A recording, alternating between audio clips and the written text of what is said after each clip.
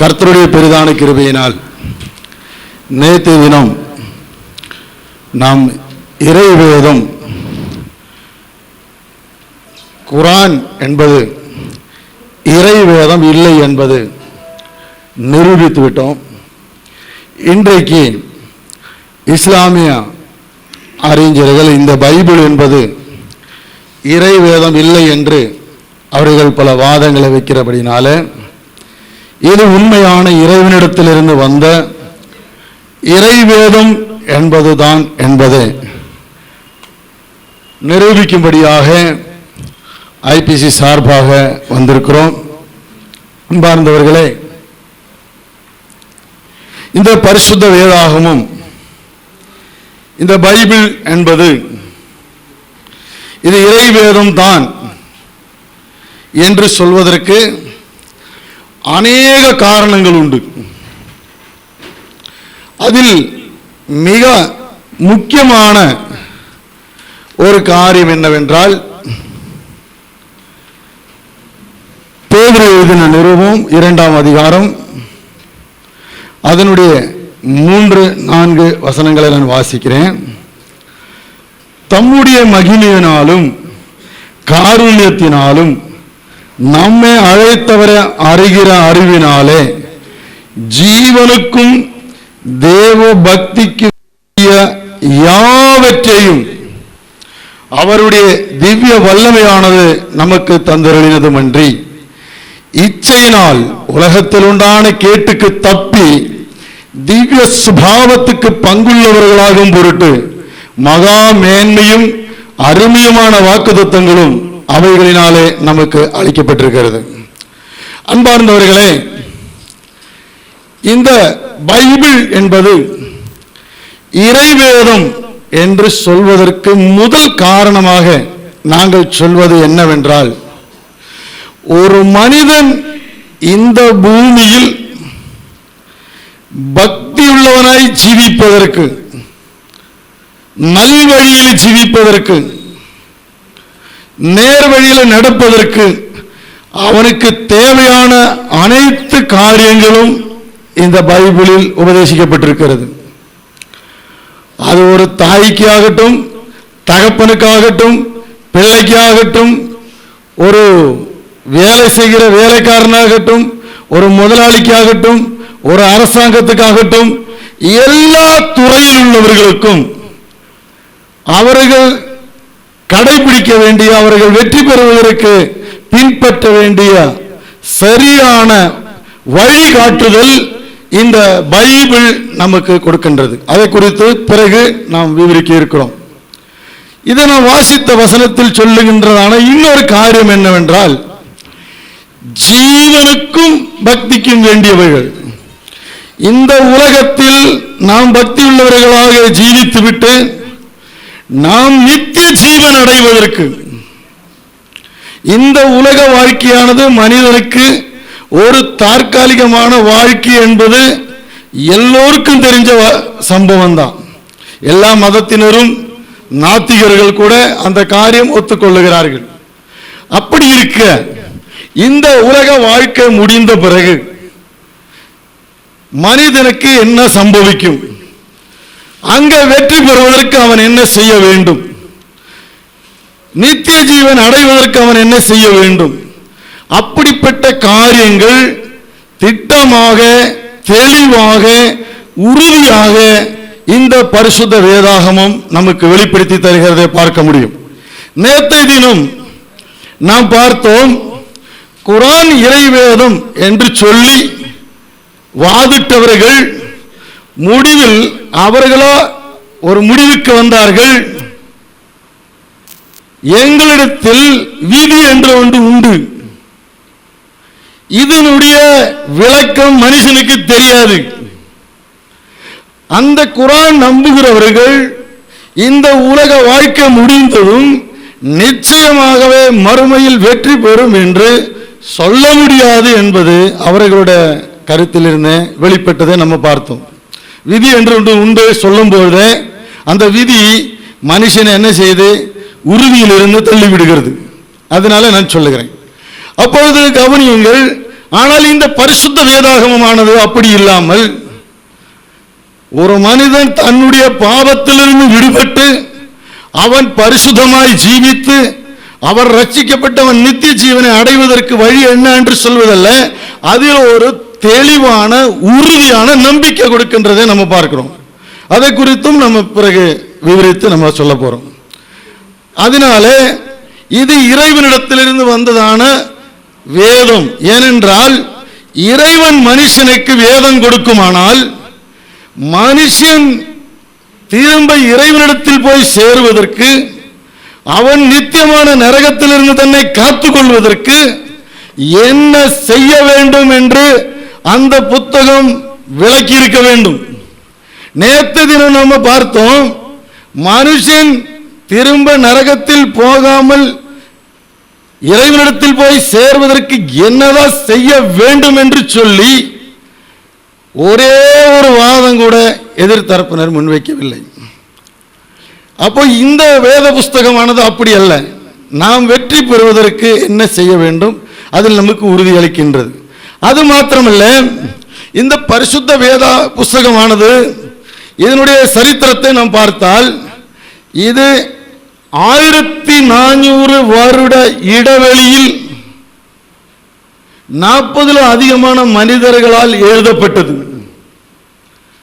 1400 வருட இடைவெளியில் வேறு வேறு இடங்களில் இருந்து வேறு வேறு தொழில் செய்கிறவர்கள், வேறு வேறு கல்வி அறிவுள்ளவர்கள், வேறு வேறு கலாச்சாரத்தில் வாழ்ந்தவர்கள் கர்த்தருடைய ஆவியானவரால் தூண்டப்பட்டு இந்த புஸ்தகத்தை எழுதியிருக்கும் பொழுது அதனுடைய ஆரம்பத்திலிருந்து அதனுடைய முடிவு வரைக்கும் நம்ம வாசித்தால் மனுகுலத்தின் ரட்சிப்புக்காக ஒரே வழியை மட்டும் சொல்வதை நம்ம பார்க்க முடியும்.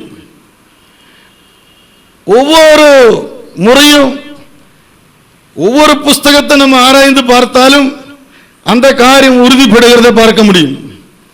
அதனால இந்த கருத்தில் எந்த ஒரு முரண்பாடும் இல்லாமல் ஒற்றுமையாக இருக்கிறதை நம்ம பார்க்க முடியும்.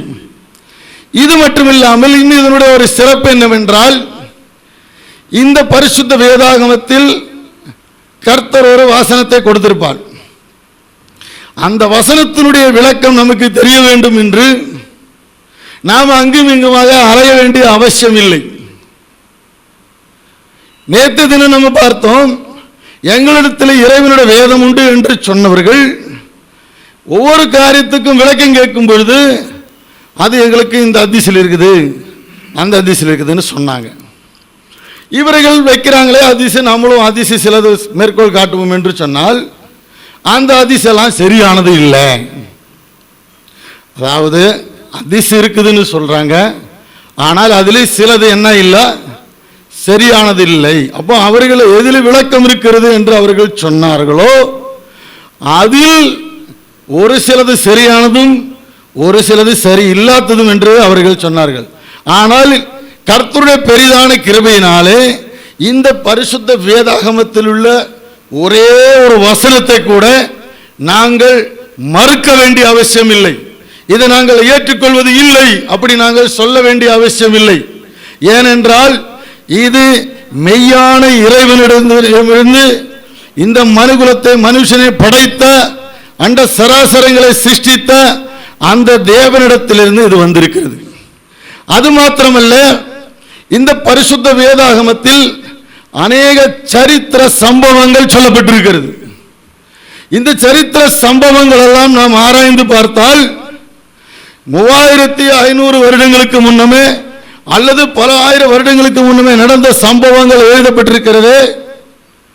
அந்த காரியங்கள் இப்பொழுது நவீன உலகத்தில் விஞ்ஞானிகள் புதைப்பொருள் ஆராய்ச்சிகள் மூலமாக அவர்கள் ஆராய்ச்சி செய்யும் பொழுது பரிசுத்த வேதாகமத்தில் சொல்லப்பட்டதான சம்பவங்கள் எல்லாம் உண்மை என்று அவர்களுடைய ஒவ்வொரு ஆராய்ச்சி குறிப்புகளும் நிரூபிக்கிறதை நம்ம பார்க்கிறோம். அது மாத்திரமல்ல, நேற்று தினம் இறைவேதம் என்றதுக்கு ஆதாரமாக நாங்கள் இறைவேதம் என்று குர்ஆனை சொல்லுகிறோம். அதில் அநேக அறிவியல் ஆதாரங்கள் உண்டு. என்று சொன்னார்கள். அந்த அறிவியல் ஆதாரங்களை தேடுமானால் அவர்கள் ஏதோ 1-2 ஆதாரங்களை சொன்னார்கள். நூற்றுக்கணக்கான ஆதாரங்கள். இந்த பைபிளை படித்த அநேக விஞ்ஞானிகள் அநேக கண்டுபிடிப்புகளை நடத்தியிருக்கிற சம்பவங்கள் உண்டு. அதனாலே 66 புஸ்தகங்கள் உள்ளடங்கி இருக்கிறதான இவ்வளவு சிறிய ஒரு புஸ்தகத்தில் மனுஷனுக்கு தேவையான, அவனுக்கு ஜீவனுக்கும் பக்திக்கும் தேவையான இந்த உலகத்தின் இச்சைகளிலிருந்து அவன் விடுபட்டு தெய்வீக சுபாவத்தோடு அவன் இணைந்து மாறுவதற்கு தேவையான அனைத்து உபதேசங்களும் இந்த பரிசுத்த வேதாகமத்தில் பைபிளில் கொடுக்கப்பட்டிருக்கிறது. உலகத்தில் எங்கெல்லாம் தேடி பார்த்தாலும் மனுஷனே இவ்விதமாக நேர்வழிப்படுத்தக்கூடிய ஒரு புஸ்தகத்தை நாம் பார்க்க முடியாது. இதில் சொல்லியிருக்கிறது போல மனுஷன் பின்பற்றக்கூடிய நல்ல போதனைகளை நாம் பார்க்க முடியாது. அதனாலே இந்த பரிசுத்த வேதாகமமானது இது கற்றுக்கொண்டு இதில் உள்ள வசனங்களை கடைபிடித்து வாழ்கிறவர்களுக்கு இவ்வுலகத்திலும் அவர்களுக்கு வெற்றி பெற்ற ஒரு ஜீவியம் கொடுக்கின்றது. அவர்கள் மறுமையில் வெற்றி பெறும்படியாகவும் அவர்களுக்கு இது உதவுகிறது. இந்த மனுஷனை யாரு படைத்தாரோ அவரால் தான் மனுஷனுக்கு இவ்விதமான ஒரு வேதம் கொடுக்க முடியும். மனுஷனுக்கு தேவையான அனைத்து காரியங்களை சொல்லித்தர முடியும். அப்படிப்பட்ட ஒரு சத்தியம் இதில் இருக்கிறதுனால இது இறைவனிடத்திலிருந்து வந்ததுதான். இதில் சொல்லப்பட்டிருக்கிற விஞ்ஞான காரியங்கள் எல்லாம் சரிதான். தனக்கென்று மகனை ஏற்படுத்தி கொள்கிற இழிவிலிருந்து தூய்மை பெற்றிருக்கிற எல்லாம் வல்ல இறைவனின் திருப்பெயரால் ஆரம்பம் செய்கிறேன். அன்பிற்குரிய சகோதரர்களே, நேற்றைய தினம் குர்ஆன் இறைவேதமே என்ற தலைப்பில் நடைபெற்ற விவாதத்தில் இறைவனின் கிருபையினால் பல்வேறு ஆதாரங்களையும் சான்றுகளையும் முன்வைத்து திருக்குர்ஆன் இறைவேதமே என்பதை சந்தேகத்திற்கு இடமில்லாத வகையில் நிரூபித்திருக்கிறோம். இன்றைய தினம் பைபிள் இறைவேதம் அல்ல என்ற விஷயத்தை விளக்குவதற்காக, அது குறித்த ஆதாரங்களை தக்க சான்றுகளோடு நிரூபிப்பதற்காக நாம் அமர்ந்திருக்கிறோம். நேற்று பொய்யிலே துவங்கியதைப் போல இன்றைய விவாதத்தையும் தெளிவான பொய்யிலே துவங்கியிருக்கிறார்கள். நேற்றைய தினம் குர்ஆன் இறைவேதம் அல்ல என்பதை நிரூபித்து விட்டோம் என்ற பொய்யோடும் இன்னும் பல பொய்களையும் சேர்த்து தங்கள் முதல் வாதத்தை துவங்கியிருக்கிறார்கள். இதில் நம்முடைய தரப்பு கருத்து என்ன இந்த தலைப்பில் என்று சொன்னால், பைபிள் என்பது பொய்யும் மெய்யும் கலந்த, ஆபாசமும் அருவருப்பும் நிறைந்த, அறிவுக்கு ஒவ்வாத, அறிவியலுக்கு பொருந்தாத, மூடத்தனங்களும் முட்டாள்தனமான நம்பிக்கைகளும் நிறைந்த மனிதர்களின் கை சரக்கு தான் பைபிள். அது இறைவனால் அருளப்பட்ட வேதம் இல்லவே இல்லை என்பது நம்முடைய நிலைப்பாடு. இதற்கு நாம் எடுத்து வைக்கிற சான்றுகள் என்ன என்று கேட்டால், நாம எடுத்து வைக்காமல் இதை எழுதியவர்களும் இதை வாதிடக்கூடியவர்களுமே இதை ஒத்துக்கொண்டிருக்கிறார்கள். இப்பொழுது கூட துவக்க உரையிலே ஐயா அவர்கள் குறிப்பிட்டார்கள், இது பல 100 ஆண்டுகளாக 40க்கும் மேற்பட்டவர்கள் சேர்ந்து 40க்கும் மேற்பட்டவர்களால் எழுதப்பட்டது என்று அவர்கள் சொன்னார்கள். அவ்வளோதான், முடிஞ்சு போச்சு. பல வருஷமாக பல பேர் எழுதியிருக்கிறாங்க. இதான மனுஷன் எழுதுனதுங்கிறது. இறைவேதம் இல்லை என்பதற்கு அதான் ஆதாரம். அதை ஐயாவே ஒத்துக்கொண்டிருக்கிறார்கள். இறைவனின் கிருபையினால் முதல் வாதத்திலேயே அவர்களுடைய தரப்பில் எடுத்து வைத்த வாதத்தில் இருந்து அது இறைவேதம் அல்ல என்பது நிரூபணமாகிவிட்டது. மேற்கொண்டும் இன்னும் இந்த ஒன்னோட நம்ம முடிக்க போகிறதில்லை, நிறைய ஆதாரங்கள் இருக்கிறது. யார் இந்த வேதத்தை எழுதியதாக அவர்கள் சொல்லுகிறார்களோ அவர்களே கொடுக்கிற ஒப்புதல் வாக்குமூலங்கள் அதுவும் நிறைவாக இருக்கிறது. அவங்க மார்க் எழுதியிருக்கிறார், லூக்கா எழுதியிருக்கிறார், பவுல் எழுதியிருக்கிறார், மத்தேயு எழுதியிருக்கிறார். இவங்க தான் பைபிளை எழுதி வச்சிருக்கிறாங்க. அது அதிலே இருக்கிறது, எல்லாரும் ஒத்துக்கொண்ட செய்தி. அவர்களே என்ன சொல்கிறார்கள் என்று கேட்டால், இது நாங்களாக எழுதிக்கிட்டது, கடவுள் சொன்னது இல்லை, அக்கம் பக்கத்தில் கேட்டு விசாரித்து எழுதினது, செவி வெளி செய்தியாக பல பேர் சொன்னாங்க, எல்லாத்தையும் சேர்த்து பார்த்து நாங்கள் ஏதோ ஒரு குத்து மதிப்பாக தொகுத்து வச்சுருக்கிறோம், உண்மையை மட்டும் சொல்லியிருக்கோம்னு நினைக்காதீங்க, பொய்யெல்லாம் சொல்லியிருக்கிறோம், புத்திசாலித்தனமாக எழுதியிருக்கோம்னு நினச்சிக்காதீங்க, புத்தி கெட்டத்தனமாக எழுதியிருக்கிறோம், அதெல்லாம் நீங்கள் பொறுத்துக்குங்க, இது எல்லாம் எழுதியவர்களே கொடுக்கிற ஒப்புதல் வாக்குமூலங்கள் பைபிளிலே இருக்கிறது. இது லூக்கா 1ஆம் அதிகாரம் 3வது வசனத்தை எடுத்து பார்த்தால் அவர் சொல்லுகிறார், நான் விசாரித்து அறிந்ததையே எழுதியுள்ளேன். கடவுள் வழங்கியதை நான் எழுதவில்லை, ஆவியால் உந்தப்பட்டு எழுதவில்லை, விசாரித்து அறிந்ததையே, பல பேரிடத்தில் கேட்டு தெரிந்ததையே எழுதியுள்ளேன் என்று சொல்லுகிறார். அதே போல யோவான் 21வது அதிகாரம் 25வது வசனத்தில் பேசுகிறார், அநேக காரியங்கள் இயேசு கிறிஸ்துவை பற்றி எழுதுவதற்கு ஏராளமான செய்திகள் இருக்கிறது, எல்லாத்தையும் எழுத நினைச்சா எழுத முடியாது, எனவே அநேக காரியங்களை எழுதாமல் விட்டுவிட்டேன். இறைவனுடைய வேதமாக இருந்தால் இவர் எப்படி விடுறது? தேவ ஆவியால் உந்தப்பட்டு எழுதுவதாக இருந்தால் இவராக விடுவதற்கு இவருக்கு என்ன ரைட்ஸ் இருக்கிறது? அப்ப தேவ ஆவியால் உந்தப்படல, இவருடைய சொந்த கற்பனையில் உந்தி இருக்கிறார் என்பதை யோவான் சொல்லுகிறார். அதே போல பவுல் சொல்லுகிறார், ரோமர் 3:7 இருக்கிறது, தேவனுக்காக நான் பொய்யையும் சொல்லுவேன். தேவன் ஒருவனே சத்தியர், நம்ம மனுஷர் எல்லாமே பொய்யர்கள் தான், பொய் பேசுகிறவர்கள் தான். நான் மனுஷரை போன்றே பேசுகிறவன். யார் கொடுக்கிற வாக்கு மூலம்? பவுல் கொடுக்கிறார். அந்த பவுலே சொல்லுகிறார், நான் தேவனுக்காக பொய்யையும் சொல்லுவேன். அப்போ பொய்யை சொல்வது எப்படி இறைவேதமாக இருக்க முடியும்? இவர் தான் சொல்லி இருக்கிறார் என்பதும் அதிலே நிரூபணமாகிறது. அதே போல மேலும் பவுல் பேசுகிறார், கொரிந்தியர் 9:23 இருக்கிறது, ஜனங்களை ஆதாயப்படுத்தி வேதத்தில் எனக்கும் பங்கிருக்க வேண்டும் என்பதற்காகவே எழுதியிருக்கிறேன். இதை நான் எழுதினது ஏதோ தேவ செய்தி எழுத நினைச்சிக்காத, மக்களை எல்லாம் கவர் பண்ணணுன்றதுக்காகவும், வேதத்தை எழுதின ஆள்ல நானும் ஒருத்தன் அப்படின்னு எனக்கு பேர் கிடைக்கணும் என்பதற்காகவும் நான் எழுதியிருக்கிறேனே தவிர உண்மையை எழுதவில்லை அப்படின்னு பவுல் சொல்வதாக 1 கொரிந்தியர் 9:23 இடம்பெற்றிருப்பதை பார்க்கிறோம். மேலும் சொல்லுகிறார், 1 கொரிந்தியர் 7:12 பார்க்கிறோம், நான் தான் சொல்லுகிறேன். நல்ல கவனிங்க, நான் தான் சொல்லுகிறேன். இதுல மேட்டர் இல்லை, அடுத்து வர்றதை கவனிங்க. கர்த்தர் சொல்லவில்லை, நான் தான் சொல்லுகிறேன், கர்த்தர் சொல்லவில்லை. ரொம்ப தெளிவா பவுல் சொல்லுகிறார், ஸ்டேட்மெண்ட் கொடுக்கிறார். அதே 1 கொரிந்தியர் 7:25 வருகிறது, கடவுள் கட்டளை இல்லாமல் என் அபிப்பிராயத்தை சொல்லுகிறேன். கடவுள் கட்டளை இல்லாமல் என் அபிப்பிராயத்தை சொல்லுகிறேன்.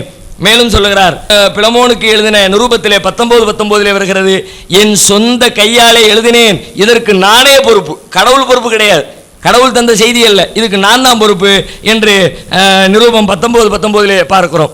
பவுலின் சொந்த சரக்கை மக்கள் எதிர்த்த பொழுது அவர் அதிலிருந்து வாபஸ் வாங்கி கொண்ட என்ற வரலாற்று செய்தி நிருபம் 19 இருக்கிறது. அப்ப இந்த செய்திகள் எல்லாம் இதை காட்டுகிறது என்று சொன்னால், எழுதியவர்களே ஒப்புதல் வாக்குமூலம் கொடுத்து விட்டார்கள், இதை நாங்களாகத்தான் எழுதினோம், சொந்த கருத்தை தான் எழுதியிருக்கிறோம், கடவுளுடைய செய்தி அல்ல, இது கடவுள் வழங்கியது அல்ல என்பது அதே நிரூபணமாக தெளிவாக சொல்லப்பட்டு விட்டது. அதை தாண்டி இது ஒரு மிகப்பெரிய சான்று, இதற்கு அவர்கள் பதிலளிக்க வேண்டும். அடுத்ததாக இதை தாண்டி நாம் சிந்தித்தால் மேலும் பல விஷயங்களை இதில் பார்க்க முடிகிறது. என்ன? இறைவேதமாக இருந்தால் அதனை நம்புகிற அத்தனை பேருமே ஒரே மாதிரியான வேதத்தை வைத்திருக்க வேண்டும். உலகத்திலே இன்றைக்கு பைபிள் என்பது இறைவேதம், அதை நம்புகிற மக்களிடத்திலே ஒரே மாதிரியாக இருக்கிறதா? பல்வேறு பைபிள்களை வைத்துக்கொண்டு இதுவும் இறைவேதம் அதுவும் இறைவேதம் என்றால் எதை இறைவேதம் என்று சொல்வது? முதலில் அதற்கு ஒரு முடிவுக்கு வரணுமா இல்லையா? பைபிளுங்கிற பேரில் 100 கணக்கில் வச்சிருக்கிறீங்க, எந்த பைபிள் கடவுள்கிட்ட வந்துச்சு, இதுவா அதுவா என்பதை இன்றைக்கு வரைக்கும் கிறிஸ்தவ உலகத்திலே தீர்க்கப்படாத பிரச்சனையாக இருக்கிறது. கத்தோலிக்கர்களிடத்தில் இருக்கிற அவர்களுடைய பைபிளில் இருக்கிற ஆகமங்களும் புரொட்டஸ்டன்ட் கிறிஸ்தவர்களாக இடத்துல இருக்கிற ஆகமங்களுக்கும் இடையிலே பெரிய வித்தியாசம் இருக்கிறது. கத்தோலிக்கரிடத்திலே 46 ஆகமங்கள் இருக்கிறது, புரொட்டஸ்டன்ட் 39 ஆகமங்கள் இருக்கிறது. அதிலே இருக்கிற 7 இதில் காணும். 7 இதில் காணும்னா என்ன அர்த்தம்? அவங்க 7 கடவுள் அந்த வேதத்தில் உள்ளதுங்கிறாங்க, இவங்க வேதத்தில் இல்லைங்கிறாங்க. ஏறத்தாழ 7 என்று சொன்னால் வெறும் 7 நினைச்சிடாதீங்க, முழுமையான 7 ஆகமங்கள். அதை தாண்டி அங்கொன்று இங்கொன்றுமாக பல வசனங்கள் திருடப்பட்டிருக்கிறது. அதை எல்லாத்தையும் சேர்த்து பார்த்தால் கிட்டத்தட்ட 5000 வசனங்கள் அங்கே இருக்கிறது, இங்கே இல்லை. இப்படி 5000 வசனங்கள் கூடுதல் குறைவாக இருக்கிறது. இந்த இரண்டிலே எது இறைவேதம் என்பதை அவர்கள் தெளிவுபடுத்த வேண்டும். இரண்டிலே இப்பொழுது நம்முடைய இதில் இருக்கிற பிரதானமான கேள்வி என்னவென்று சொன்னால், கத்தோலிக்கர்கள் வைத்துக் கொண்டிருந்த அந்த பிரதானமான பைபிளில் வேதாகமத்தில் அதில் இருந்து இவர்கள் சேர்த்து விட்டார்கள், எனவே நாங்கள் நீக்கிவிட்டோம். இதுதான் உங்களுடைய வாதமாக இருக்கிறது. அவர்கள் சேர்த்தார்கள், வேதத்தில் இல்லாததை நாங்கள் நீக்கிவிட்டோம் என்றால் வேதத்திலே சேர்க்கிற அதிகாரம் மனிதருக்கு இருந்திருக்கிறது. வேதம் என்று நம்புகிற விஷயத்திலே சேர்த்தல் கூட்டல் குறைத்தல் எல்லாம் நடந்திருக்கிறது என்பது தெளிவாகிறது. சரி, அதையும் ஏற்றுக்கொண்டால் கூட சேர்க்கப்பட்டது என்றால் எப்பொழுது சேர்க்கப்பட்டது, யாரால் சேர்க்கப்பட்டது, சேர்க்கிற வேலையை எத்தனை பேர் சேர்ந்து செய்தார்கள், உலக அளவில் எத்தனை கிறிஸ்தவர்கள் கூடி முடிவெடுத்து இந்த சுமார் 5000 வசனங்களை உள்ளே சேர்த்தது எப்பொழுது நிகழ்ந்தது? அது குறித்த வரலாற்று செய்தியை தெளிவுபடுத்த வேண்டும். அதே போல அதை சேர்த்தார்கள் என்று நீங்கள் கண்டுபிடித்தீர்களே, சேர்த்தார்கள் என்று உங்களுக்கு யார் சொன்னா? நீங்க எப்ப சொல்றீங்க? கிட்டத்தட்ட 16 நூற்றாண்டுகளுக்கு பிறகு சொல்கிறீர்கள். இயேசு கிறிஸ்துடைய காலத்துக்கு பிறகு 16ஆம் நூற்றாண்டில் தான் புரொட்டஸ்டன்ட் உருவாகிறது.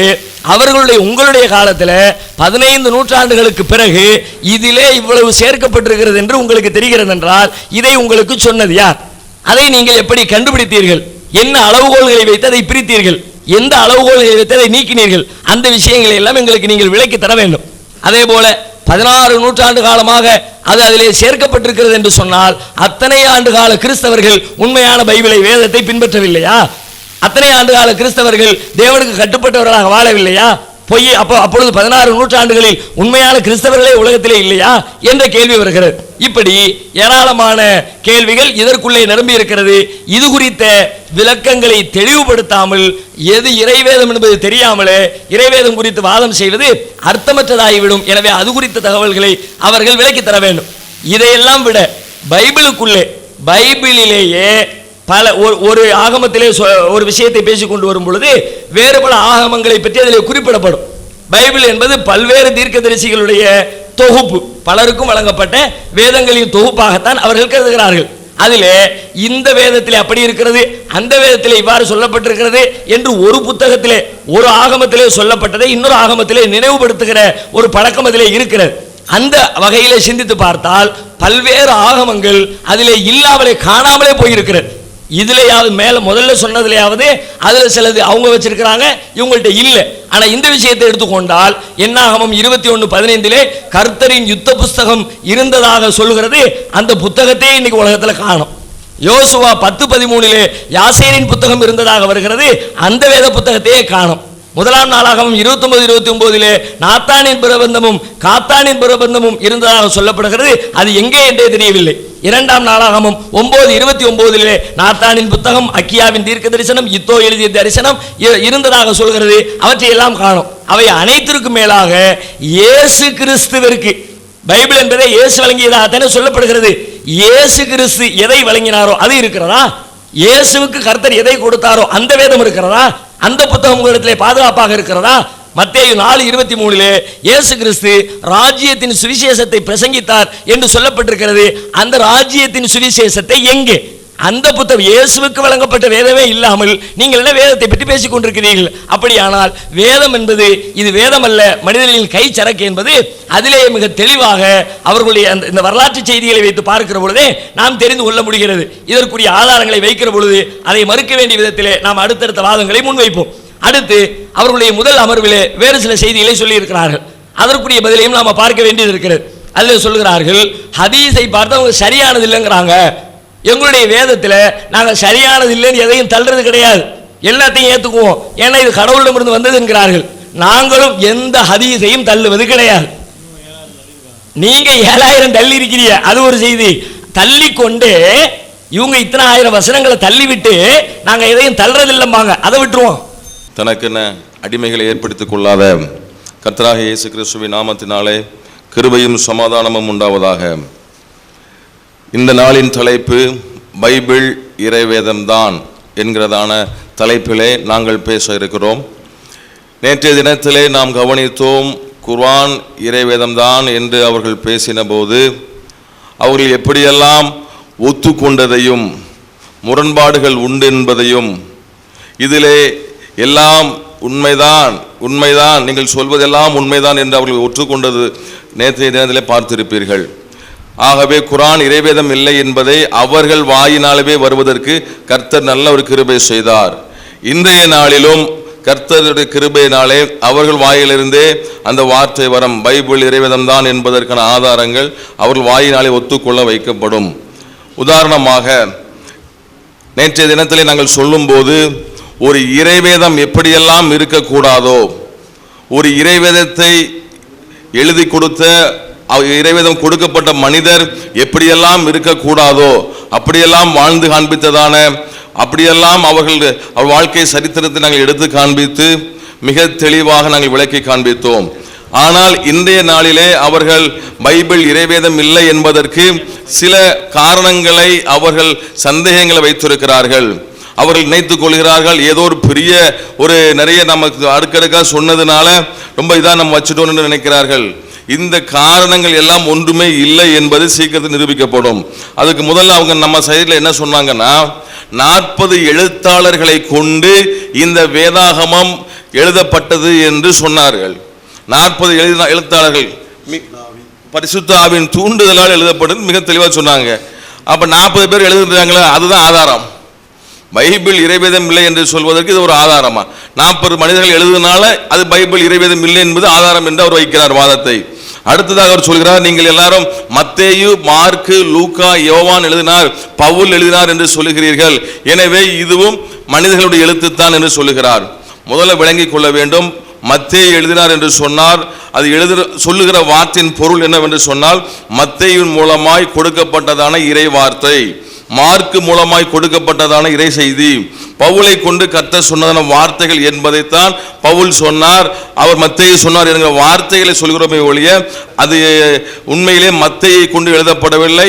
மத்தேயு மூலமாய் கர்த்தராகிய ஆவியானவர் பேசினார் என்பது மிக தெளிவாக புரிந்து கொள்ள வேண்டும். அடுத்ததாக லூக்கா 1ஆம் அதிகாரம் 3ஆம் வசனத்தை எடுத்து அவர் என்ன சொன்னார்னு கேட்டீங்கன்னா, இது லூக்கா விசாரிச்சு தான் எழுதுனேன்னு சொல்லிட்டு மேலோட்டமா ஒரு வசனத்தை வாசிட்டு போயிட்டாரு. அந்த வசனத்தை முழுசா முதல்ல படிங்க. லூக்கா 1ஆம் அதிகாரம் 1ஆம் வசனத்தை வாசிக்கும் போது அந்த இடத்துல மிக தெளிவாக சொல்லப்பட்ட செய்தி, அங்கே அவர் எப்படி இருட்டு செஞ்சு அந்த வசனத்தை அவர் சொல்கிறார் என்பதை நாங்கள் வாசித்து காண்பிக்க இருக்கிறோம். லூக்கா 1ஆம் அதிகாரம் 1ஆம் வசனம் அங்கே பாருங்கள், மகா கணம் பொருந்திய தேயோப்புழுவே, நாங்கள் முழு நிச்சயமாய் நம்புகிற சங்கதிகளை. முதல் வசனம் அப்படித்தான் சொல்லி ஆரம்பிக்குது. இவங்க என்ன வாசித்து சொல்றாங்க, நேற்றைய தினம் நாங்கள் எப்படி ஆதாரங்களை வச்சோம், ஒரு செய்தியை முழுமையாக வாசிச்சு காண்பித்து அதன் பிறகு ஒரு ஆதாரத்தை சொன்னோம். இவர் மேலோட்டமா 1:30 இருக்கு இப்படி இருக்குன்னு வசனத்தை அடுக்கிறதுனால அது இறைவேதம் இல்லைன்னு சொல்ல முடியாது. வாசிச்சு தெளிவுபடுத்தி முதல்ல சொல்ல பழகுங்க. அதில் தெளிவாக சொல்லப்பட்டிருக்கு, மகா கணம் புரிந்த தேயோப்புழுவே, நாங்கள் முழு நிச்சயமாய் நம்புகிற சங்கதிகளை ஆரம்பம் முதல் கண்ணார கண்டு அதை வரிசையும் கிரமமாய் எழுதுவது, அது வரிசைப்படி கால கிரமத்தில் எழுதுவது நான் விசாரித்து சொல்கிறார். ஆனால் ஒரு சங்கதிகளை முழு நிச்சயமாய் அறிந்த பிறகுதான் அவர் சொல்லுகிறார். அந்த வரிசையின் கிரமத்துக்கு தான் நாங்கள் சொல்லப்படுகிறது ஒழிய இதை நான் விசாரிச்சு கேட்டு எழுதினேன், இந்த சங்கதி எனக்கு இது வரைக்கும் தெரியாம இருந்தது என்று அவர் சொல்லவில்லை. ஆகவே இவர்கள் வைத்ததான இந்த வாதமும் ஒன்றுமில்லை என்பதை நாம் புரிந்து கொள்ள வேண்டும். அடுத்ததாக ரோமர் 3:7 பவுல் பொய் சொன்னார்னு சொல்லி மேலோட்டமா ஒரு 3:7 இப்படி சொல்றாருன்னு சொல்லி போயிட்டாங்க. பவுல் நான் பொய் சொல்றேன் நாங்க சொன்னார்னு சொல்றாங்க. ஏன் இதை சொல்றாங்க, உண்மையிலே அப்படி இருக்கான்னு சொன்னா ரோமர் அத்தியாயம் 3:7 முழுசா நீங்க வாசிச்சு சொல்லுங்க, விளக்கத்தை நாங்க சொல்றோம் என்னன்னு சொல்லி. சும்மா சொல்லாம பவுல் இப்படி சொல்லியிருக்காரு இப்படி சொல்லியிருக்காரு இது ஆதாரம் கிடையாது. எண்ணிக்கைக்கு வேணா பெருசா நீங்க சொன்ன மாதிரி இருக்கும், இதெல்லாம் ஆதாரமே இல்லை. ஏனென்றால் இன்னும் எபேசியர் 4ஆம் அதிகாரம் 25ஆம் வசனத்தில் வாசிக்கும் போது ஒருவருக்கு ஒருவர் பொய்களை சொல்லக்கூடாது என்று சொல்லப்பட்டிருக்கு. இன்னும் கொலோசியர் 3ஆம் அதிகாரம் 9ஆம் வசனத்திலே பொய் பேசக்கூடாது என்பது மிக தெளிவாக சொல்லப்பட்டிருக்கு. ஏன் இவங்க இதை சொல்றாங்க, பொய் சொல்றாங்கன்னு கேட்டா இஸ்லாம் பொய் சொல்ல அனுமதிக்கிறது. ஒரு நிர்பந்தமான ஒரு சூழ்நிலை வருகிற போது நீங்க பொய் சொன்னா தப்பு இல்ல, அல்லாஹ்வை மறுதலிச்சா தப்பு இல்ல என்று பொய்களுக்கு கேரண்டி கொடுக்கிற ஒரு மார்க்கமா இருக்கிறபடினாலே இவர்கள் தங்கள் மார்க்கத்தை காப்பாற்ற வேண்டும் என்பதற்காக கிறிஸ்தவத்திலே பொய் சொல்ல அனுமதி இருக்கிறது என்று சொல்லி ஒரு அபாண்டத்தை கொண்டு போடுகிறார்கள். முதல்ல அவங்களுக்கு சொல்லுகிறோம், பொய் சொன்னா பைபிள்ல சொல்லப்பட்டிருக்கு நரகம் உண்டுன்னு சொல்லப்பட்டிருக்கு, பொய்யர்களுக்கு நரகம் உண்டுன்னு சொல்லப்பட்டிருக்கு. இவங்க நேற்றைய தினத்துல ஹதீஸ்ல வாசி காமிச்சோம், விபச்சாரம் செஞ்சாலும் அவங்க நெஞ்சிடலாம், எத்தனை திருடினாலும் சரி நீ சொர்க்கத்துக்கு வந்துடலாம் அப்படிங்கிற மாதிரி பைபிள் சொல்றது இல்ல. பைபிள் சொல்கிற போதனை ஒருவன் பொய்களை சொல்வான் என்று சொன்னால் அந்த பொய்யனுக்கு நரகம் என்றே பைபிள் சொல்லுகிறது. அப்படிப்பட்ட ஒரு இறைவேதத்தை பார்த்து வாய் கூசாமல் அவர் சொல்லுகிறார் பைபிள்ல பொய் சொல்ல அனுமதி இருக்கிறது என்று சொல்லுகிறார். எனவே இது இவருடைய வாதம் தவறு என்பதை நாங்கள் முதலாவது சுட்டி காட்டிக் கொள்கிறோம். ஆமா, இவர் பொய் சொல்லிவிட்டு நாங்கள் எங்களே பொய் சொல்கிறேன்னு சொல்கிறார். 1 கொரிந்தியர் 7ஆம் அதிகாரம் 12ஆம் வசனத்துல அப்போஸ்தலனாகிய பவுல் சொல்றாரு, நான் தான் இதை சொல்றேன், நான் தான் இந்த வசனங்கள் எல்லாம் சொல்றேன், இது கர்த்தருடைய கட்டளை இல்லைன்னு அவர் சொல்றாரு, என் அபிப்பிராயத்தை சொல்லுகிறேன் என்று சொல்லுகிறார். இது இறைவேதம் இல்லை என்பது நிரூபணமாகிறது அவருடைய வாதம். இது ஒரு வாதமா? இந்த வாதம் தான் இவங்க சொன்ன இந்த வசனம் தான் இறைவேதம் என்பதற்காக ஒரு ஆதாரமா இருக்கிறது என்பதை புரிந்து கொள்ளுங்கள். எப்படி நம்ம அதை சொல்றோம்? கர்த்தர் சொன்னதை கர்த்தர் சொன்னதாக, கர்த்தர் எனக்கு கட்டளையிட்டார் என்று கர்த்தர் கட்டளையிட்டதை கட்டளையாகவும், கர்த்தர் தனக்கு சொல்லாததை என்னுடைய அபிப்பிராயம் என்றும் ஆலோசனை என்றும் மிக தெளிவாக பிரித்து சொல்லுகிறதை நாம் பார்க்கிறோம். ஆனா எப்படி சொல்லக்கூடாது தெரியுமா? கடவுள் சொல்லாததை கடவுள் சொன்னதாக சொல்லுவதுதான் பாவம். நல்லா விளங்கிக்கணும். கடவுள் சொல்லாததை கடவுள் சொன்ன. உதாரணமாக, ஒரு 6 வயது சிறுமியை திருமணம் செய்வதற்கு ஒருத்தர் பெண் கேட்கிறார். அவர் என்ன கேட்கிறாரு? எனக்கு இந்த 6 வயசு மகளை திருமணம் செஞ்சு கொடுன்னு கேட்கிறாரு. அப்ப அங்க என்ன சொல்லப்படுகிறது? தடுக்கப்படுகிறார். அந்த அபூபக்கர் என்ன செய்யறாரு? நீங்க எனக்கு சகோதர முறைவன் ஆயிற்று அப்படின்னு சொல்லி தடுக்க பார்க்கிறார். உடனடியாக அங்கே ஒரு வகை அங்க அவர் சொல்லுகிறார், இல்ல இது எனக்கு அனுமதிக்கப்பட்ட ஒன்று. அப்ப இது விளங்குது. இது படிக்கும் போது என்ன விளங்குது? 6 வயசு பிள்ளைய 54 வயசு ஒரு முதியவர் திருமணம் செய்ய சொல்லுகிற ஒரு கட்டளை கடவுள் சொல்லி இருப்பாரா? அப்ப இதுல இருந்து நம்ம என்ன விளங்கிக்கிறோம்? கடவுள் சொல்லாததை கடவுள் சொன்னதாக சொல்லுகிறதுதான் இறைவேதம் அல்ல. அவங்க நபியே வந்து ஒரு பொய் தாங்க சொல்லியிருக்காரு. அதாவது அந்த மருமகளை கல்யாணம் பண்ணுன்னு சொல்லி ஒரு அற்புத சட்டம் அல்லாஹ் இறக்குறாரு. அந்த டைம்ல பாத்தீங்கன்னா குரான் 33-37 பாத்தீங்கன்னா அல்லாஹ் வந்து மருமகளை கல்யாணம் பண்ணிக்கும் நான் அவர்கிட்ட சொல்லியிருக்காரு. அவர் மனசுல அப்படிதான் நினைச்சிருக்காரு. ஆனா வந்து மனிதர்களுக்கு பயந்துட்டு வந்து அவர் என்ன சொல்றாராமா, உன்னோட மனைவி வந்து தடுத்துக்கோ. அந்த வசனத்தை படிக்கிற நபியை எவருக்கு அல்லாஹ் அருள் புரிந்து நீரும் அவர் மீது அருள் புரிந்தீரோ அவரிடத்தில் நீர் அல்லாஹ்வுக்கு பயந்து நீர் உன் மனைவியை விவாகரத்து செய்யாம உம்மிடமே நிறுத்தி வைத்துக் கொள்ளும் அப்படின்னு சொன்ன போது, அல்லாஹ் வெளியாக்க இருந்ததை மனிதர்களுக்கு பயந்து நீர் உம்முடைய மனதில் மறைத்து வைத்திருந்தீர். ஆனால் அல்லாஹ் தான் பயப்படுவதற்கு தகுதி உடையவன். அதாவது அல்லாஹ் வந்து மருமகளை கல்யாணம் பண்ணிக்க சொல்லி அவர் கட்டளை கொடுத்திருக்காரு. ஆனா இவர் என்ன சொல்றாரு?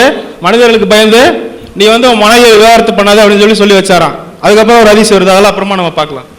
சரி, நீ இன்னும் பார்ப்பீர்கள் என்று சொன்னால், இவர் சொன்னாரு பவுல் அப்போஸ்தலன் என்ன, பவுல் என்ன சொன்னாருன்னா சொந்த சரக்கு தான் சொல்லியிருக்கிறாரு அப்படின்னு சில ஆதாரங்களை வச்சாங்க. அது ஒன்றும் இல்லை என்பதை மிக தெளிவாக, எது இறைவேதம் கர்த்தர் சொன்னால் கர்த்தர் சொன்னார் என்றும், கர்த்தர் சொல்லாததை கர்த்தருடைய நாமத்து அது கர்த்தருடைய ஆலோசனையாகவும் பைபிள்ல மிக தெளிவாக எழுதப்பட்டிருக்கிறது. இதுல எந்த விதமான குழப்பமும் இல்லை. இன்னும் நம்ம சொல்ல போனா, அவர் நிறைய இடத்துல என்ன சொல்றாருன்னா இடத்துக்கு சம்பந்த மாதிரி பேசிக் கொள்கிறார் என்று சொல்லி ஒரு ஆதாரம் வச்சாங்க. சொந்தமா தான் சொல்றாரு, என்னுடைய கருத்து என்று சொல்கிறார் என்று சொன்னார்கள்.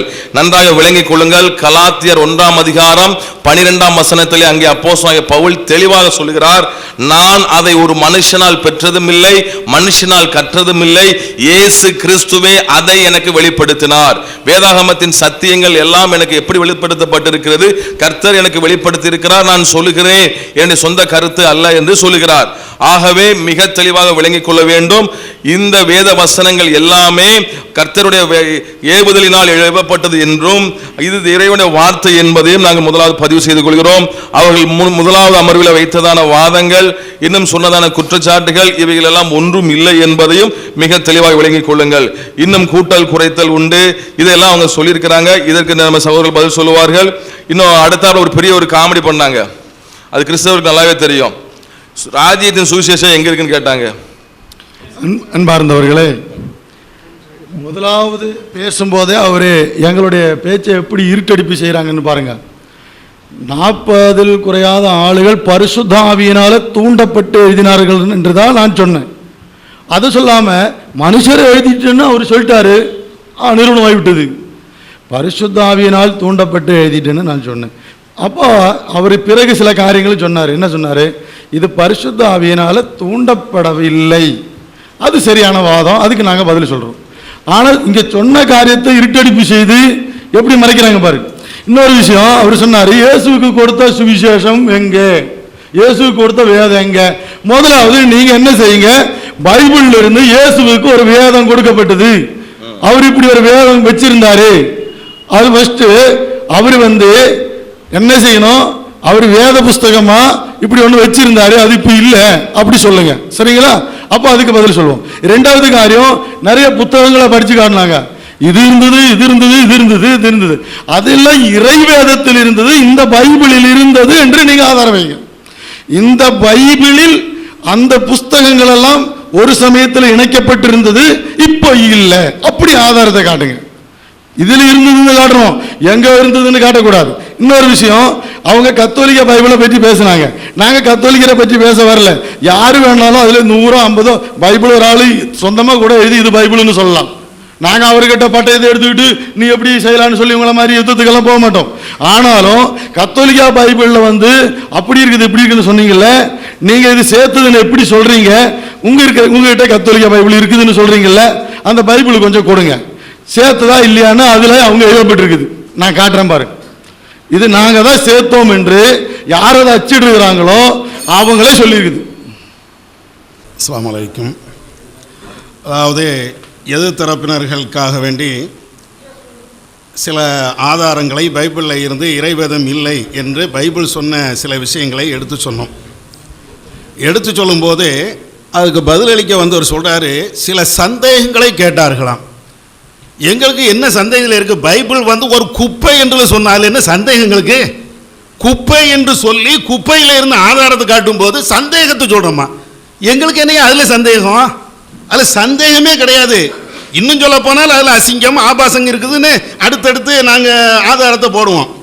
ரெண்டாவது வந்து அவர் சொல்லும்போது அடுத்து இன்னொன்று சொல்கிறாரு, போகிற போக்கில் உங்களை மாதிரி மறுத்து காட்டி நாங்கள் போராடினோமா, போர் செய்தோமா, வன்முறையை தூண்டினோமா? நான் வன்முறை பேச்சை கேளுங்க. என்ன ஆகமம் 31:17-18 வருது. எனவே ஆண் குழந்தைகள் அனைவரையும் இப்போதே கொண்டு விடுங்கள், ஆணுறவு கொண்ட பெண்கள் அனைவரையும் கொண்டு விடுங்கள், ஆனால் ஆணுறவு கொள்ளாத இளம் பெண்கள் அனைவரையும் உங்களுக்காக உயிருடன் வைத்துக் கொள்ளுங்கள். என்ன உள்நோக்கணும் விளங்குதா?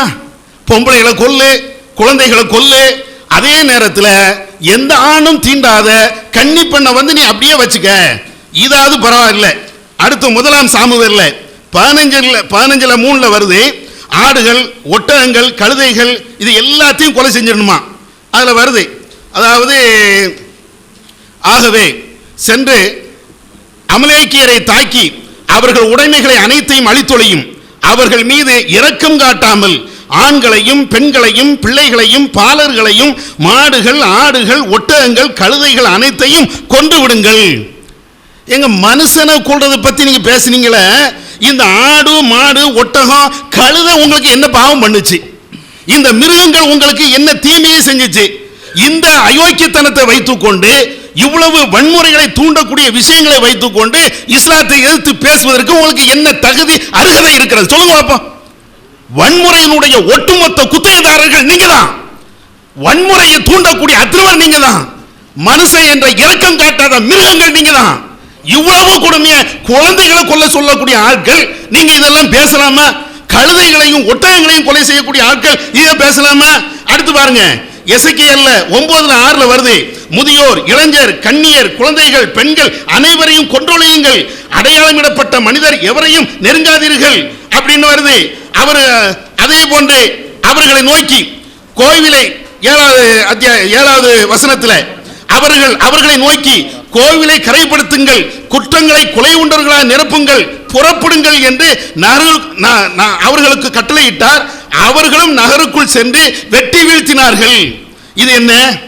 இன்னொன்னு பாருங்க, சங்கீதம் 137 8+9 8:9 அதுல வருது, உங்களுடைய குழந்தைகளை பிடித்து பாறையில் மோதி அடிப்போர் பேர் பெற்றோர். பைபிள் வாசத்தை நல்லா கவனிக்கணும். இவங்க இறைவேதங்கிறாங்கல்ல, குழந்தைய பிடிச்சி அடிக்கிறதே பெரிய கொடுமை. எவனா பிள்ளை அடிப்பானா? எல்லாருமே குழந்தையை பார்த்தால் இறக்கம் வரும். இவங்களுக்கு என்ன வருது தெரியுமா? குழந்தைய பிடிச்சி சும்மா அடிக்காத, பாறையில போட்டு மோதி அவ்வளவு கொடூரமா தாக்கு. எவ்வளவு மன அழுத்தம் இருந்தால், மனித உள்ளத்துல மிருகத்தனம் இருந்தா இதை எழுதுவான். இது மனுஷன் எழுதுனதா? நீங்க பவுல் மனுஷனே வச்சுக்கிடுங்க, அந்த ஆள் எழுதுன மாதிரி தெரியல. இது மிருக வெறி பிடிச்ச ஒரு ஆள் எழுதுன மாதிரி இருக்குது. இதை சொன்னா சந்தேகம் இருக்குதான். இதாயே எங்களுக்கு சந்தேகம். இந்த கொலகார கும்பலை வளர்க்கக்கூடிய இந்த பைபிள்ல எங்களுக்கு சந்தேகம். இதாவது பரவாயில்ல. இது குழந்தைய கொல்றது பேர் பெற்றோர், பாக்கியம் பெற்றவர்களாம். குழந்தைய அடிக்கிறது மட்டும் இல்ல, தூக்கி எரிஞ்சு கொலை பண்ணுவது பாக்கியம் பெற்றவர்களாம். அதே மாதிரி இன்னொரு விஷயம் அதிலே வருது, ஆண்டவர் தம் அலுவலை அக்கரையின்றி செய்பவன் சபிக்கப்பட்டவன், குருதி சிந்தாமல் தன் வாளை வைத்திருப்பவனும் சபிக்கப்பட்டவனே. ஆயுதத்தை பயன்படுத்தாம சும்மா வச்சிருக்கிறான் பாருங்க, இவன் சபிக்கப்பட்டவனா பைபிள் வாசகத்துப்படி. அதாவது துப்பாக்கி வச்சிருக்கான்னு வைங்களேன், ஏன்டா சுடாம வச்சிருக்கிற? சுடுற. நீ துப்பாக்கி வச்சிருந்தா சுடணும், கத்தி வச்சிருந்தால் குத்தணும், அருவாள் வச்சிருந்தா வெட்டணும். அப்படி அதை பயன்படுத்தாம நீ இருந்தா நீ சபிக்கப்பட்டவன். இயேசுவினால் கர்த்தரினால் நீ சபிக்கப்பட்டவன். வேற என்ன அர்த்தம்? இவ்வளவு கொடுமையை பேசக்கூடிய ஆட்கள் நீங்க என்னமோ பெரிய அந்த சாந்த சொருவம் மாதிரி பேசுறாங்க. அவங்க முகமும் அப்படிதான் வச்சுக்கிடுவாங்க. பாருங்களேன், ரொம்ப இயேசுநாதர் அன்பை காட்ட சொன்னார் அப்படிங்கிற மாதிரி சொல்லுவாங்க. ஏன் இதை சொல்லுங்களேன் பார்ப்போம். இயேசுநாதர் கல்லால் அடிச்சு கொலை செய்ய சொன்னார். சொல்லு. உங்களுக்கு பைபிள் மேல நம்பிக்கை இருந்தால் இதை தெரு தெருவா எழுதி போடுங்க. என் சமூகம் உனக்கு முன்பாக போகும் என்று காருக்கு பின்னால் எழுதுனீங்கல்ல, இந்த வசனத்தை உங்களுக்கு தைரியம் இருந்தால் எழுத போட முடியுமா? சவால் விடுகிறோம். உங்களால முடியுமா? இது பைபிள் இறைவேதம் என்று பேச வந்தீங்களே, இதை எல்லாத்தையும் இந்த வன்முறை எல்லாத்தையும் உங்களுடைய காருக்கு பின்னால எழுதி போடுங்க பார்ப்போம். உங்களுக்கு தைரியம் இருந்தா எழுதி போடுங்க பார்ப்போம். அப்ப என்ன சொல்ல வரீங்க? வேறு ஒரு முகத்தை காட்டிக்கொண்டு, அப்பாவித்தனமான முகத்தை காட்டிக்கொண்டு நீங்க இவ்வளவு பெரிய கொடூரத்தை நீங்கள் செய்து கொண்டு இருக்கிறீர்கள்.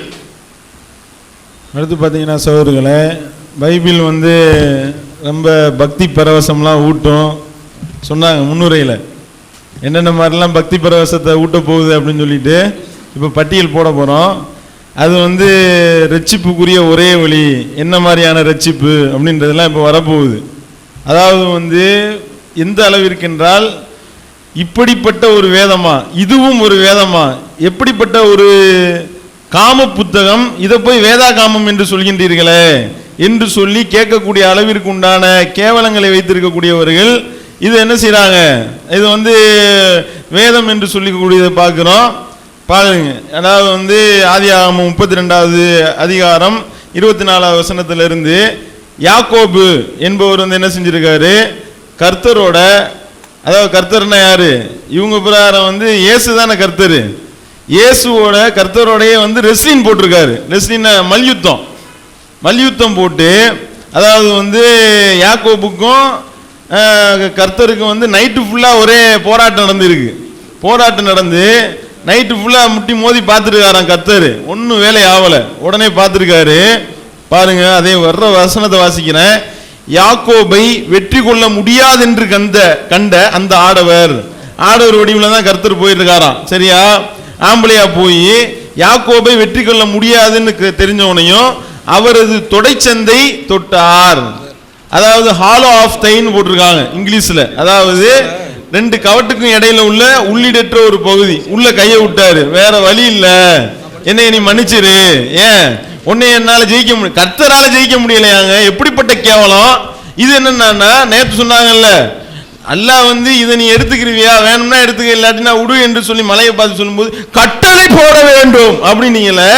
கட்டளை போடக்கூடியவருக்கு கவட்டுக்குள்ள கையை விடுற வேலை என்ன வந்துச்சு? விளக்கம் சொல்லணுமா இல்லையா? அப்ப யாக்கோவை வெற்றி கொள்ள முடியாதனோனே உள்ள கையை விட்டு தொடச்சந்தை பிடிச்சிட்டாரு அப்படின்னோனையும் அவன் ஆல் அவுட் ஆயிட்டான். அப்ப எவ்வளவு பெரிய கேவலம்! ஃபவுல் பண்ணி விட்டுருக்காரு. அப்ப இப்படிப்பட்ட வேலையை பார்த்துட்டு கடைசியில் அவன் வந்தது யாருன்னு தெரியல, கர்த்தர்னு தெரியாம விட்டுருந்தா அவன் சாவடிச்சிருப்பான் கர்த்தரை. அதுதான் நடந்திருக்கும். நல்ல வேலைக்கு பொழைச்சாரு கர்த்தர் என்று சொல்லக்கூடிய அளவுக்கு கேட்டாங்கல்ல, நேத்து கேட்டாங்கல்ல, தூதன் கேப்ரியல் வந்தாரு, ஜிப்ரீல் வந்தாரு, நபிகள் நாயகத்திட்ட சொன்னாரா, ஜிப்ரீல்னு தன்னை சொன்னாரா, அப்ப அவர் பொய் தானே அப்படின்னீங்களே. கர்த்தரே வேற ஆளை போட்டு தான் இவர் தான் சொல்லல. அப்ப எப்படிப்பட்ட ஒரு அயோக்கியத்தனம் பாருங்க! இவ்வளவு வேலையும் பண்ணி விட்டு இவர் இந்த மாதிரியாக ஆளை நொண்டிய நடக்க வச்சுட்டாரு. இது இறைவேதமா? எப்படிப்பட்ட கேவலம்! இத்தகைய கேவலத்தை வைத்துக் கொண்டு இறைவேதம் என்று சொல்வதற்கு இவர்களுக்கு எப்படி மனம் வந்தது? அப்ப மயக்கமுற்றவரை இப்படி போட்டுட்டு போயிட்டாரு அப்படிலாம் சொன்னாங்கல்ல. ரசூல் ஸல்லல்லாஹு அலைஹி வஸல்லம் மயக்கமுட்டுட்டாங்க. மயக்கமுற்ற ஆளை அப்படியே விட்டுட்டு போயிட்டாரு. இவர் ஒரு தூதரா? ஜிப்ரீல்கிட்ட கேட்டாங்க. இவர் தொடைய பிடிச்சதுல அவர் ஆள் நொண்டி நடந்திருக்காரு. கர்த்தர் ஆசீர்வாதம் பண்ணதுக்கு அப்புறம் நொண்டி நடந்தாருன்னா எவ்வளவு பெரிய கேவலம்! அப்ப இப்படிப்பட்ட கேவலத்தனங்களை வைத்துக் கொண்டு இது இறைவேதம் என்று சொல்கின்றீர்களே, கடவுளே தோத்து போயிட்டார் என்று வருகின்றதே, இது இறைவேதமா? பொய்ன்றதை பத்தி சொன்னாங்க. இந்த தேவனே கர்த்தரே பொய் சொல்ல சொன்னாருன்னு இருக்கின்றது, தெளிவா இருக்கு. முதலாம் ராஜாக்கள் 22வது அதிகாரத்துல கர்த்தரே போய் என்ன கட்டளை இடுறாரு? போய் நீ ஒரு ஆவியை கிளப்பி விட்டாராம். ஆவி புறப்பட்டு கர்த்தருக்கு முன்பாக நின்று நான் அவனுக்கு போதனை செய்வேன் என்றது. உடனே கர்த்தர் கேட்டாராம், எதனால, எதுக்கு, ஏன் போய் பேச போற? அப்போ அந்த ஆவி சொல்லிச்சான், நான் போய் அவனுடைய தீர்க்கதரிசிகளில் எல்லோரின் வாயிலும் பொய்யின் ஆவியாய் இருப்பேன் என்றது. அதற்கு கர்த்தர் சொன்னாரா, நீ அவனுக்கு போதனை செய்து அப்படி நடக்க பண்ணுவாய், போய் அப்படி செய் என்று கர்த்தரே பொய்யினுடைய ஆவியை இந்த உம்முடைய தீர்க்கதரிசிகளாகிய இவர்கள் எல்லோருடைய வாயிலும் கட்டளையிட்டார். கர்த்தரே போய் என்ன செஞ்சாரா, பொய்யினுடைய ஆவியை தீர்க்கதரிசிகளுடைய வாயில போட்டு கிளப்பி விட்டதெல்லாம் அடிச்சு விடு இஷ்டத்துக்கு. அந்த அதனுடைய வெளிப்பாடு தான் இந்த ரோமர்ல வந்தது. சரியா? அடுத்த சகோதரர்களே, நமக்கு ஒரு சந்தேகமா இருக்கு. லூத்தா, மார்க்கு, பல்வேறு விதமான தீர்க்கதரிசிகளுடைய பெயர்களை சொன்னாங்க. அவங்க தீர்க்கதரிசிகள் என்று நம்பக்கூடியவர்களுடைய பேரை சொல்லி இவங்க தான் எழுதுனாங்க, பரிசுத்த ஆவியினுடைய உந்துதல்னால எழுதுனாங்கன்னாங்க. அந்த பரிசுத்த ஆவி எப்படிலாம் உந்தி இருக்கு பாருங்க. தொடச்சந்தையெல்லாம் பிடிக்கிற மாதிரி பரிசுத்த ஆவி உந்துதான். இன்னும் என்னென்ன அந்த பரிசுத்த ஆவி உந்தி இருக்குங்கிறதையெல்லாம் நம்ம விலாவரியாக ஆதாரங்களோட குறிப்பிடுவோம். அடுத்து அவர் போகிற ஹோக்கில் இன்னொன்று சொன்னார், குர்ஆன் பொய் சொல்ல சொல்லி இருக்கிறது அப்படின்னாரு. அந்த ஆதாரம் வசனம் நம்போடி இப்போ தரணும் எங்களுக்கு. குர்ஆன் பொய் சொல்ல சொல்லுச்சுன்னு இல்லை, ஆதாரம் வசனம் என்ன எல்லாத்தையும் இப்போ நீங்கள் எடுத்து காட்டணும். ஹதீஸ் சரியானதில்லைன்ற ஒரு செய்தியை சொல்லி கொண்டிருந்தோம். அவங்க சொன்னதாக நாம் எதையும் மறுக்கலை. குர்ஆனில் இருக்கிற அனைத்தையும் ஏற்றுக்கொள்கிறோம், ஹதீஸில் இருக்கிற அனைத்தையும் ஏற்றுக்கொள்கிறோம். நாம் மறுத்ததெல்லாம் ஹதீஸ் என்ற பெயரால் நீங்கள் சொன்ன பொய்களைத்தான் நாம் மறுத்திருக்கிறோம் என்பது ஒரு செய்தி. அடுத்து இன்னொரு செய்தியை முதல் அமர்வில் சொல்லும்போது ஒரே ஒரு ஆதாரத்தை கூட நேற்றைய தினம் அவர்கள் முன்வைக்கவில்லை என்று சொல்லி ஒரு ஆதாரத்தை முன் வச்சாங்க. அதை நேற்று அமர்வை பார்த்தவர்களும் பதிவு செய்யப்பட்ட சீடிகளும் அந்த உண்மையை உலகத்திற்கு சொல்லிக் கொண்டிருக்கும் என்பதை மட்டும் அதற்கு பதிலாக சொல்லிக் கொள்கிறேன். விதி குறித்து ஒரு விஷயத்தை பேசினார்கள், நேற்றே ஒத்துக்கொண்டார்கள். விதி என்பது அது முரண்பட்டது தான் என்று ஒத்துக்கொண்டார்கள் ஒரு செய்தியை சொன்னாங்க. பல செய்திகளை பல பொய்களை பேசியிருக்கிறாங்க. ஆனால் நேற்று பேசின ஒரு விஷயத்தை ஒரு சபையில் அமர்ந்து கொண்டு ஒரு வார்த்தையை எப்படி புரிந்து கொள்ள வேண்டும் என்ற அடிப்படை அறிவு கூட இல்லாத வகையில் பேசுகிறார்கள். நாம் முரண்பட்டது என்ற அந்த வார்த்தையை மட்டும்தான் எடுப்பீங்களா? ஒரு வார்த்தையை மட்டும் துண்டா வெட்டி எடுக்கிறதா? முந்தி என்ன சொன்னோம், பிந்திய சொன்னோம், மொத்தத்தில் அந்த கருத்து என்ன சொன்னோம் அப்படி பார்ப்பதா? அதை விட்டு கக்கூசுன்னு சொல்லிட்டாருன்னு கக்கூசை மட்டும் வெட்டி எடுத்தீல. அதே மாதிரி தான் எதை எடுத்தாலும் அந்த வார்த்தையை துண்டா எடுக்கிறது மட்டும்தான் பிரச்சனையே. முரண்பட்டது அப்படிதான் தெரியும். கர்த்தருடைய பரிசுத்த நாமம் மகிமைப்படுவதாக.